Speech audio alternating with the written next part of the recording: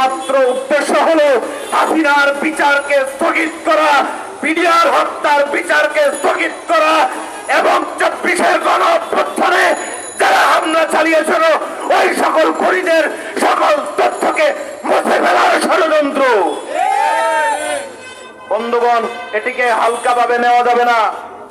কারণ আজকে যদি 24-এর গণঅভ্যুত্থানের হত্যার বিচার বন্ধ করা যায়, পিডিআর হত্যার বিচার বন্ধ করা যায় এবং হেফাজতে ইসলামের হত্যাকাণ্ডের বিচার বন্ধ করা যায়, তাহলে ভারতকে খুশি রাখা যাবে। পার্শ্ববর্তী রাষ্ট্র ভারত যে প্রেসক্রিপশন হাসিনাকে দিয়েছিল সেটি বাস্তবায়ন করা সম্ভব হবে। আপনারা জানেন, গত 2 দিন আগে ভারতের শুভেন্দর বাবু বাংলাদেশের মানুষকে মশা আর মাছির সাথে তুচ্ছ তাচ্ছিল্য করেছেন। কারণ তারা এখনো মনে করেন হাসিনাকে ক্ষমতায় রাখা সম্ভব।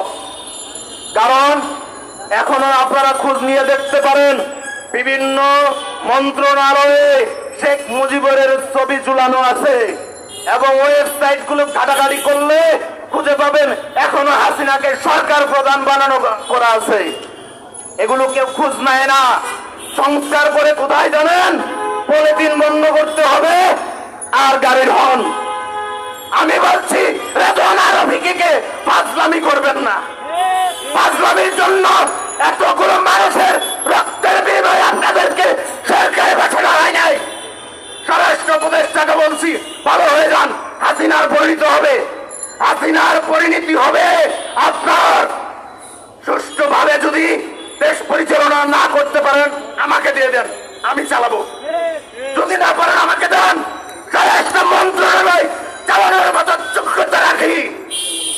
গোয়েন্দা সংস্থাগুলো কাজ করছে না, এরা এক একটা অপদার্থের মতো হয়ে গেছে।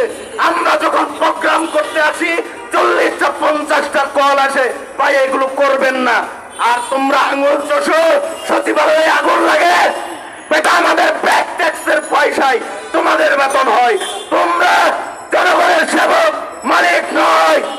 আমি স্পষ্ট করছি, আবারও স্পষ্ট করছি, গতকালকে আপনারা দেখতে পেরেছেন একজন পুলিশ সদস্য কিভাবে সাংবাদিকদের উপরে ক্ষিপ্ত হয়ে গেছিল।